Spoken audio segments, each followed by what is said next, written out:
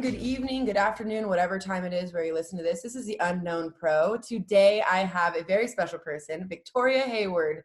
How are you, Vic? I'm awesome. Thanks.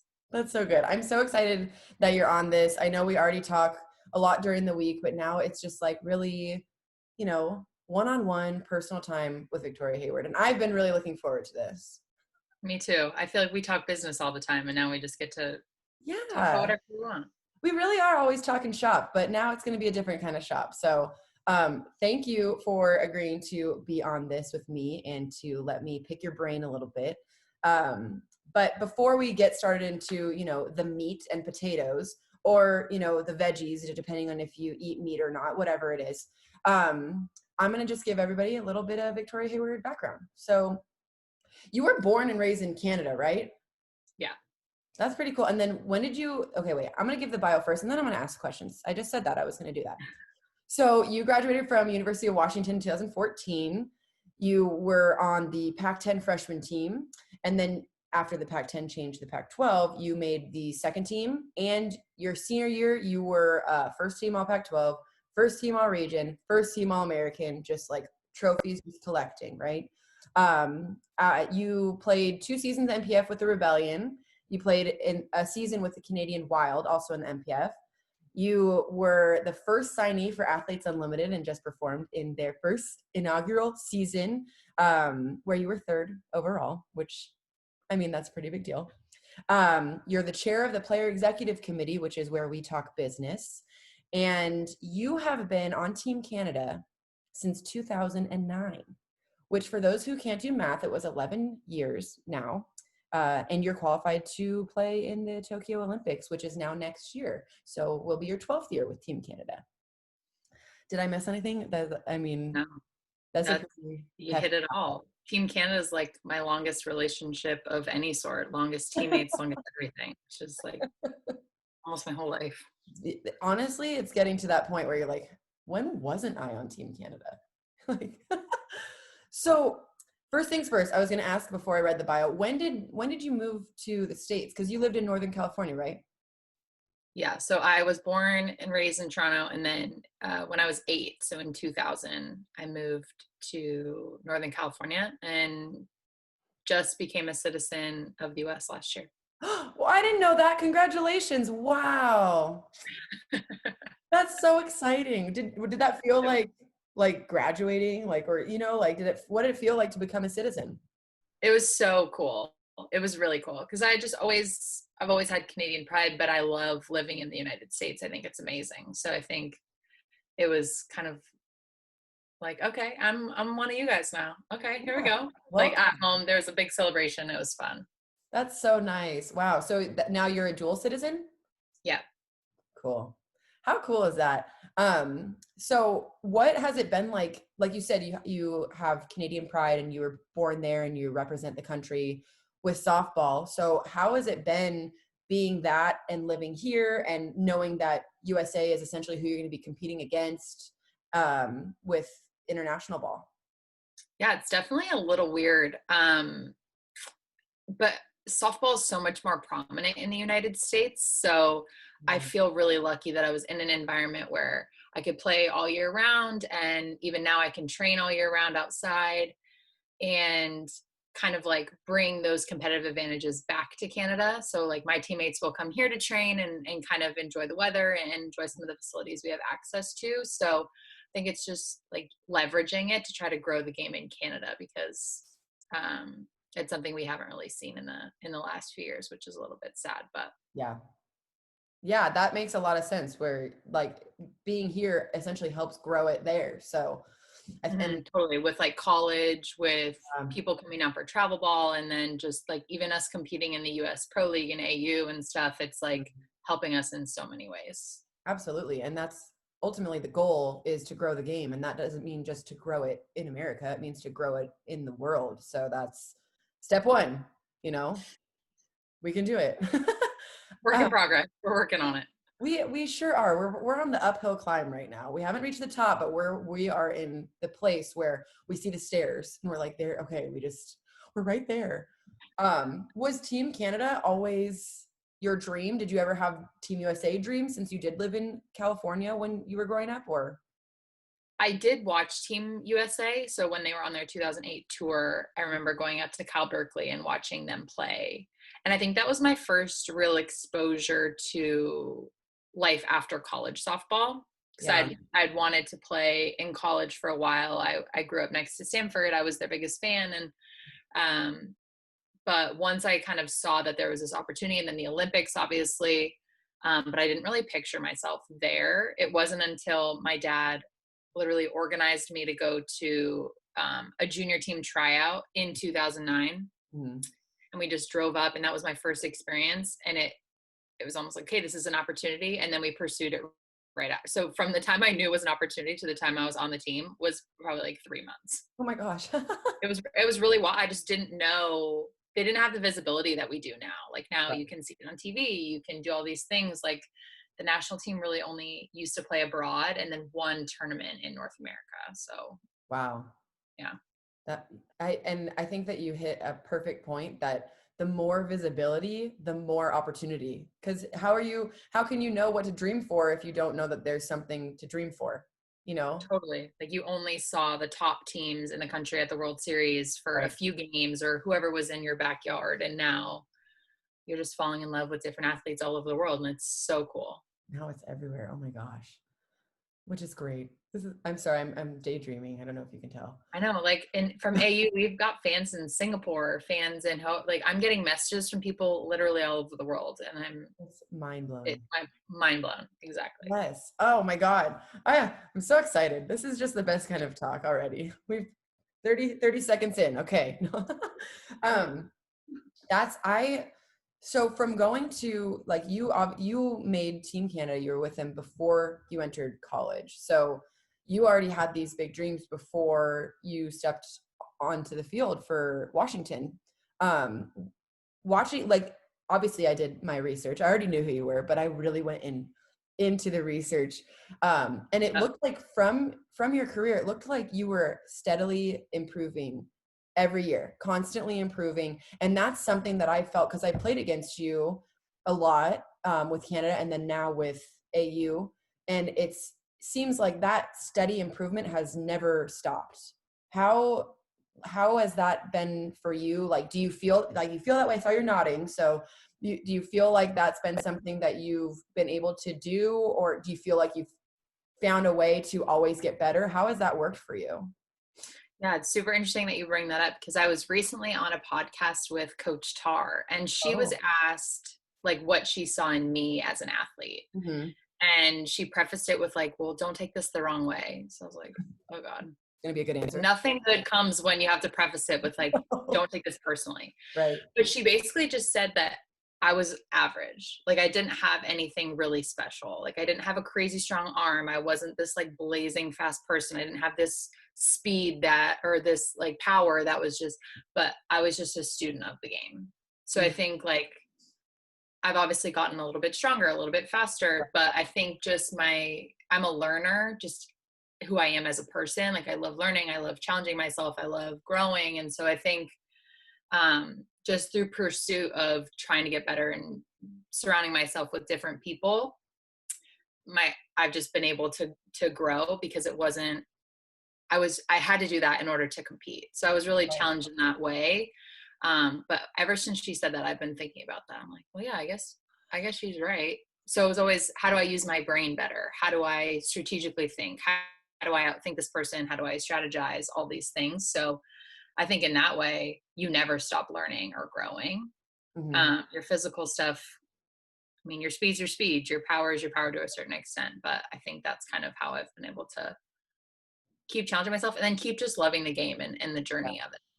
Yeah, absolutely. And I think that's something that I feel like I can really relate to you with, because I love the learning part of it. Like even now, having played as long as we've played, we're still learning, and there's still so much to know in order to sharpen your game, perfect your game. But was there ever a time that you felt like, you were performing to a certain level, but your brain was maybe at a higher level? Did you ever feel any sort of frustration because you're like, I know so much more, but maybe my body isn't doing it yet? Or because, not to say that you didn't have a good career, you you played in the Pac-12. That's very tough, right? But you exploded almost more so at the end of your career at Washington. You're like, I'm first team everything.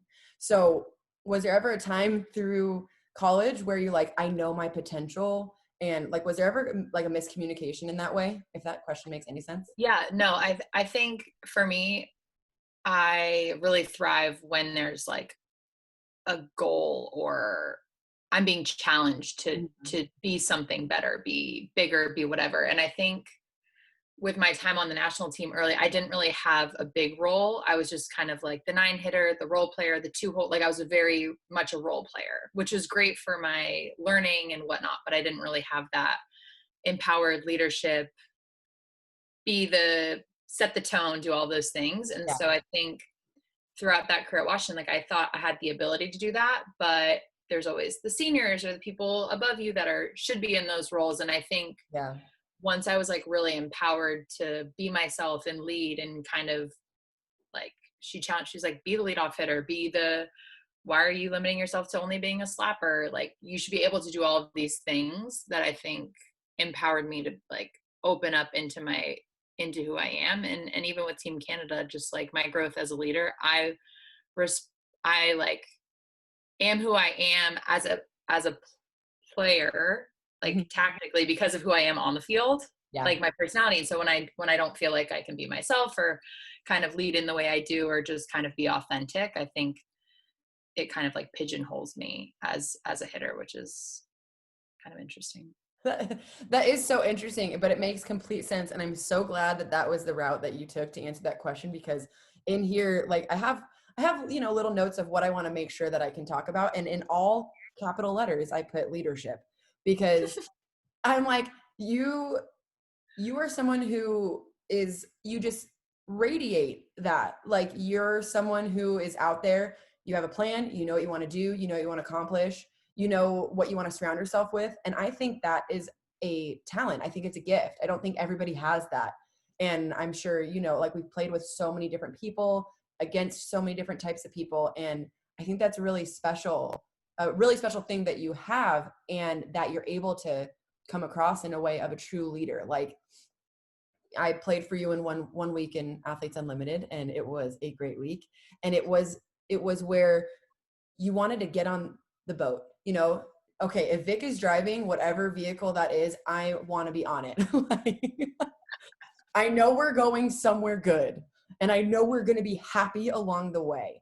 So you feel like that's been something that you've had in you, and you've been able to kind of,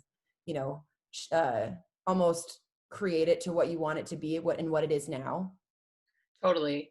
And just like discovering the type of leader I am. Like I'm very honest, but I think you always know you can just be comfortable, because there's no like hiding or no kind of, I don't know, not dishonesty, but there's no smoke screens or anything. Like I just really want to have fun, be authentic.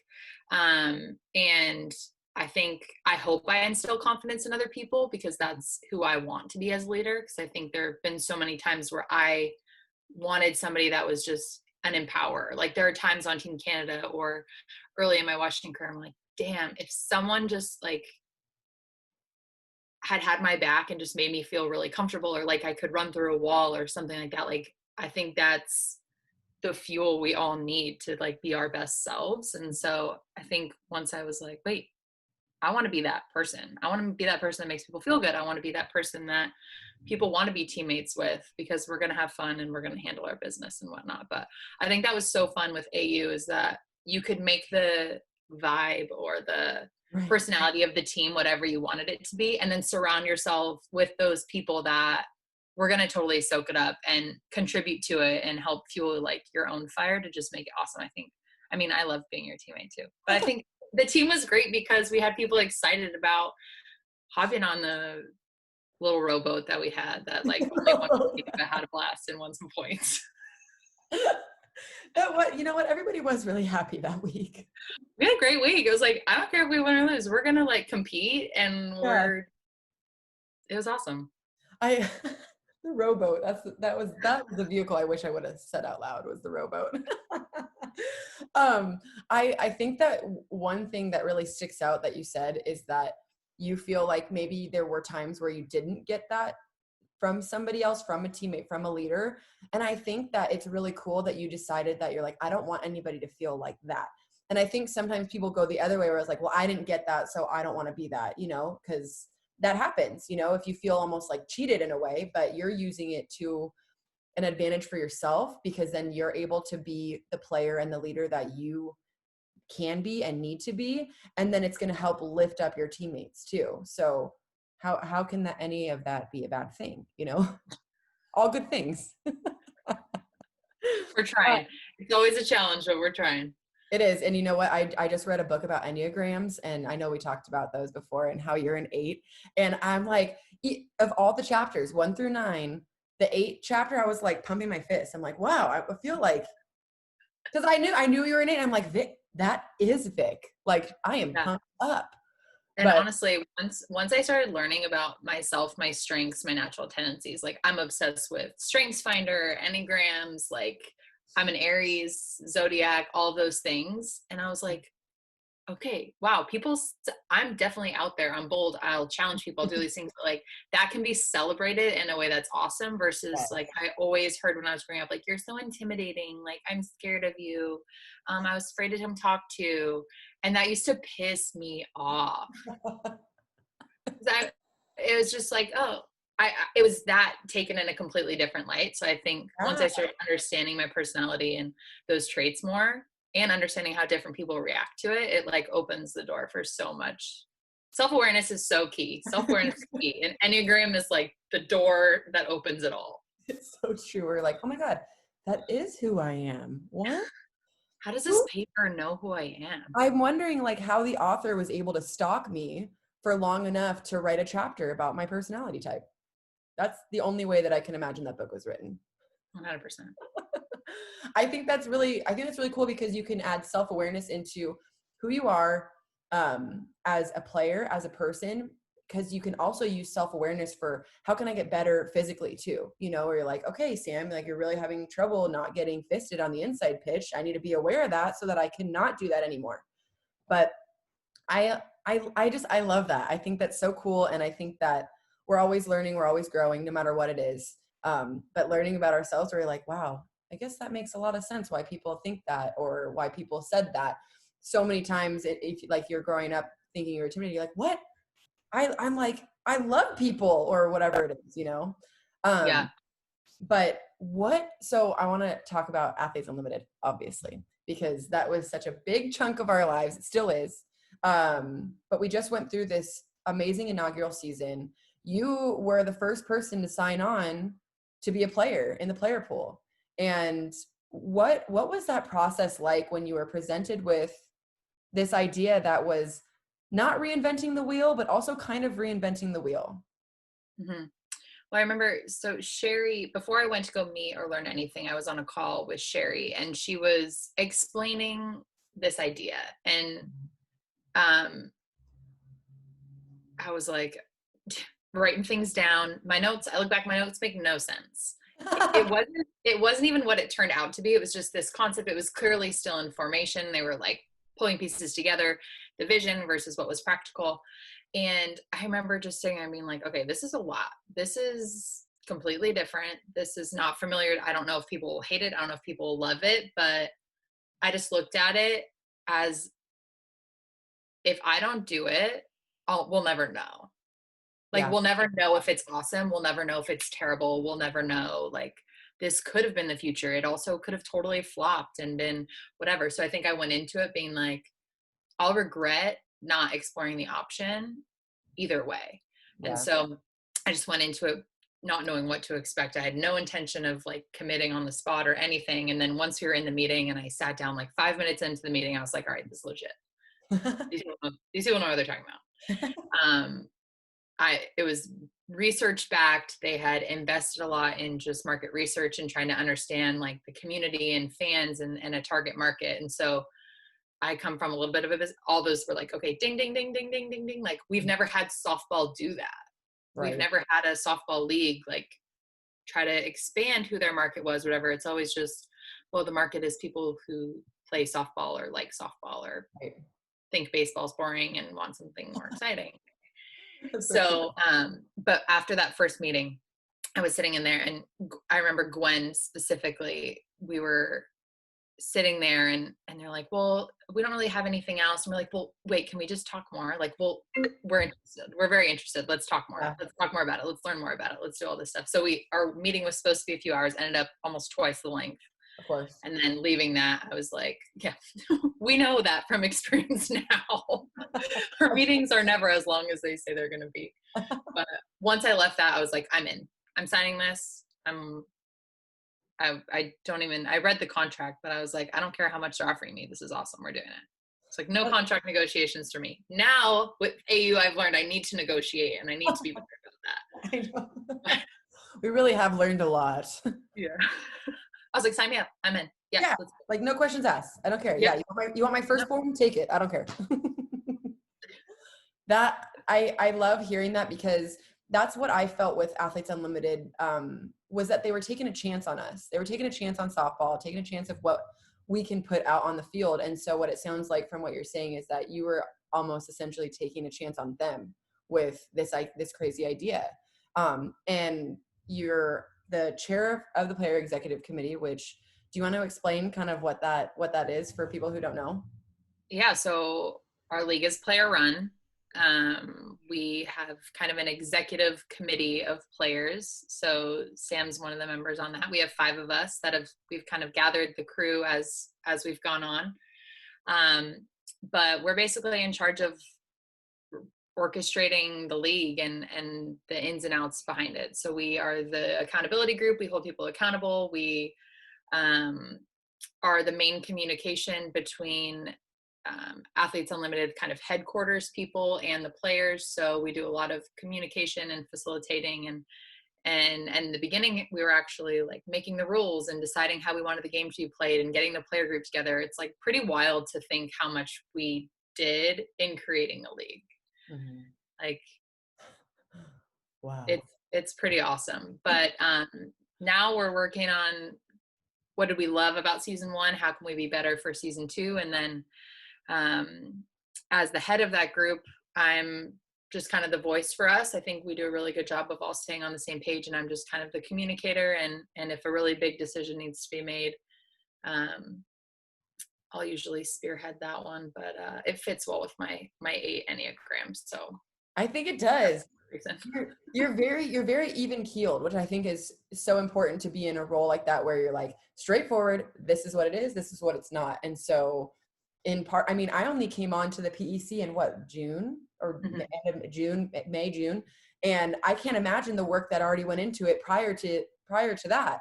And so knowing that you and Haley and Gwen have all been working so hard to get to the point, even to where I jumped on, and then when Jasmine jumped on, it's a lot. Like you're creating something essentially out of thin air. And luckily we know how to play softball, so that comes in handy. But I think that having this responsibility now, number one, for me, I really do think of it as an honor. That's like how I personally take it. I'm sure that's something that you can agree with too. But what was it like going from just playing ball to now being in a position where you're essentially working for the league and also playing for the league? It was definitely challenging at times. I mean, fortunately, our player group was amazing, and everyone was so on board, and just even working with everyone in the PEC, like best intentions, everyone wanted to grow the thing. So I think we didn't have too many speed bumps. But I think, as with any kind of leadership position, whether you're a captain on the team or you're always just like balancing your own needs with that of the larger group. So I think there were moments when I really wanted to like be selfish and just worry about my own performance or worry about the team I was captaining that week, but something bigger would show up and be like, you know what, this is actually about the whole picture. This is about growing the league. This isn't about you. So I think it puts me in a really good position of focusing not on myself, but on growing the big thing. And then ultimately, when that's running, that's when I'm my best. That's when I'm my best, and I'm doing all the right things too. So there were definitely some moments of challenge, accountability, trying to do what's right and have like the league have integrity, but also making sure that we were taking care of our players. This is like our softball family. So Yeah. it was, there were a few tough conversations at times, but ultimately our group was so amazing. And it was the best year one I think we possibly could have Oh my imagined. gosh. And we were in a pandemic. It's like so casual. It's like, oh, okay. And also, yeah, and also the pandemic That with COVID kind of tests thing. and no major, yeah, Yeah. we did That that. we did the thing, we did the thing we've been talking about doing, and it went, I think we almost were expecting even like a little bit more to go a little bit awry, and it was just like, oh, it's over. Okay, well, we did really good. Like I think everybody was excited to be a part of it. And once, I think, like in the beginning when I first started hearing about it, sounded different, sounded a little like, oh, all right, what does this mean? And then getting into it, learning about it, you get excited. And then getting there and seeing it play, you're like, oh my gosh, this is something that people, not only us as players, but people can really, really be invested in. Like, to where my grandparents can figure out how to stream like that. That's unbelievable to be able to have the opportunity to put the product that we know that we have on the field for everyone to see, and for everybody to learn about what we're trying to do to grow the game and to just grow it for women too. It's been huge as far as, speaking of empowerment, like it's been a very empowering experience. So from right now, having gone through that first season, knowing we're going to open volleyball in February, how do you feel, and what do you hope as far as women in sports? But like, what does the future look like to you if you're daydreaming? What is that in your head from everything that we've gone through with this? Oh man. I know that was a Ultimately, really big question. Sorry. no, it's great. I think it's so cool to see how much passion there is Hmm. in these other females, like working with volleyball. They've never had a league in the United States, and they're so pumped about it. And AU, we are paid better than we have been paid in softball, but truly, female professionals are still playing because you love the game. Right. And it's not always glorious, and it's definitely not flashy or glamorous, but you just love softball, and you love like the things we're talking about. You love learning, you love the way it challenges you, you love the moments of camaraderie on the field with your teammates. And so my hope would be that people could, I hope by the end of the time I'm a professional, but you can actually be a professional and live very comfortably. Yeah. Doesn't have to be like this crazy other sports or whatever, but I think for for how hard we work and the quality of a spectacle we were able to put together in our season, I hope that we can just build it to where you don't need a side job and you can really like embrace being a professional, and then spend your free time instead of working running clinics around the world, like helping grow the game Hmm. while you're still in it. I think that's the goal. That was beautiful. I want to put that on my wall in my room. Right there. You're There's doing nothing on the wall, so I can just put it right there. Victoria Hayward, 2020.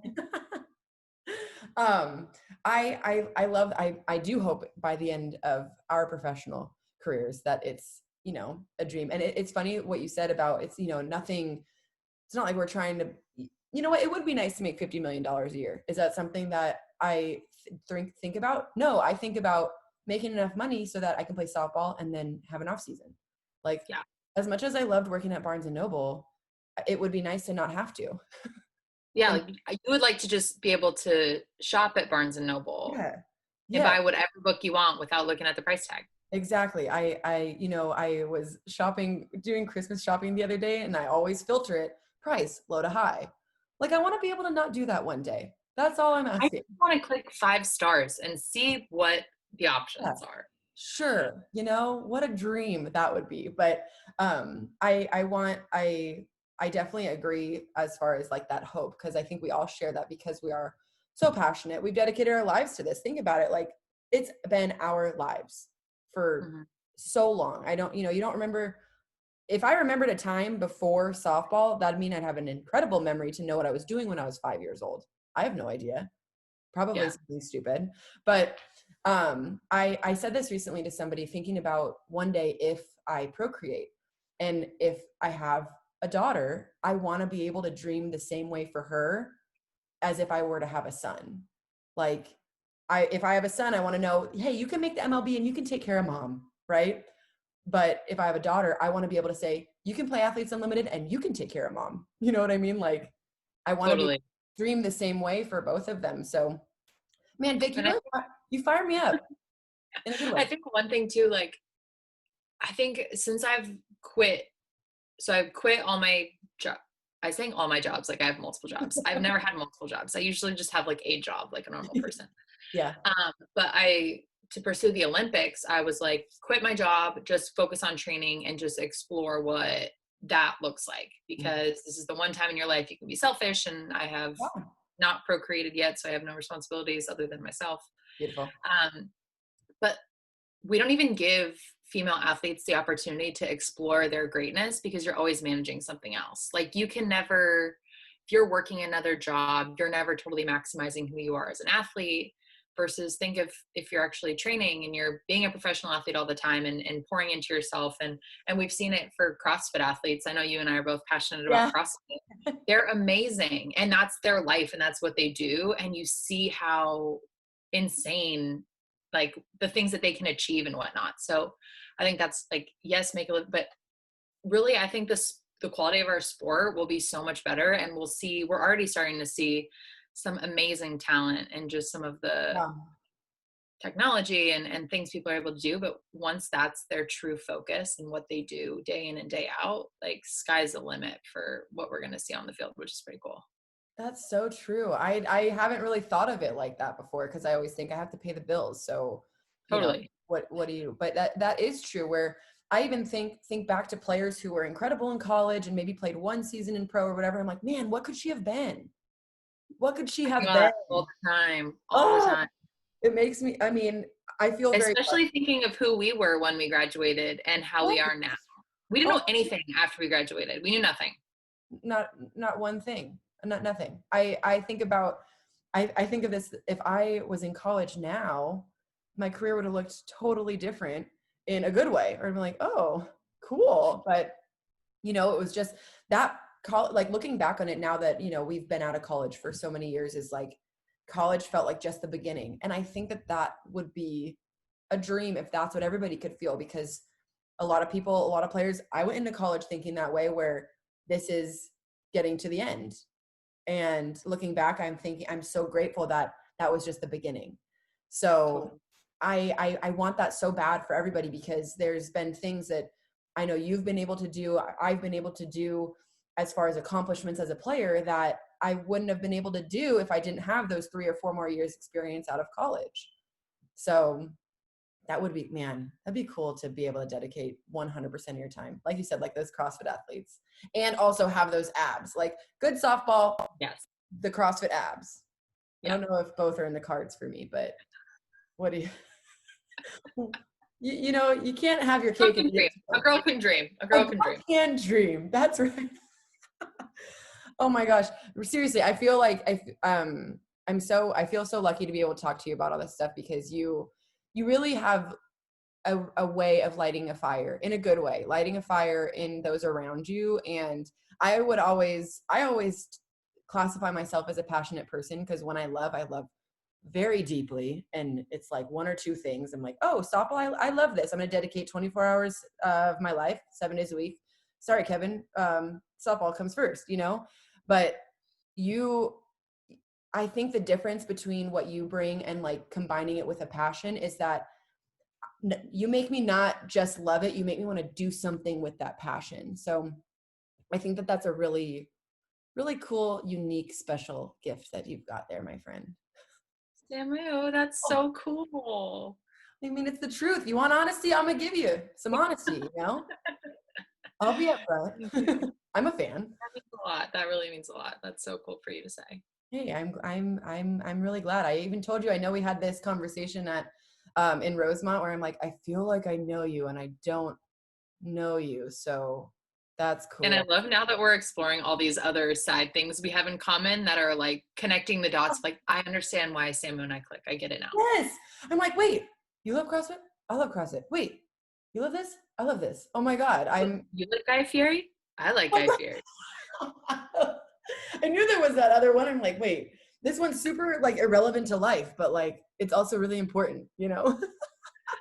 Oh my gosh. That makes me so happy. And what an opportunity that we have to get to know each other because we have this opportunity to continue to play ball. Like to the people out there who say sports are just a game, I say nay. That's Totally. the farthest thing from the truth. Because look at your life that you're able to live because you play a sport. Like you essentially have everything. I mean, you don't have millions and millions of dollars, but like forget about it. You know, look at the life that you can live. And I just feel really grateful, but I also feel like hitting the ground running with what we can do with it, you know? Totally. The relationships and the goal. But I think that's what's awesome. We finally have something to like latch onto and build and like run with now that we have it. Yeah. So even when the season, it's like, okay, next year, what are we doing? Let's get it going. Yes. So, I which know is it's a so year away. cool. Yeah, just everyone's so excited about softball. And I think that's just validation for how hard we've worked and how much went into every little decision, every little conversation we had as a PEC of just putting it all together. And I miss it a lot. I know. Oh my gosh. Every time we're on a call, I'm like, wait, do we have to get off? Like, we're sure. I'm just finding comfort in seeing everyone's faces again. Yeah, we don't even need to talk. We're just be like, hey. For real. We need, you know what? Like you said, people are excited about softball. We need a bigger vehicle for you to drive for all of the fans and all the people that are on board with softball. That's an arc, Noah's Ark, 2 of everything, all the softball fans.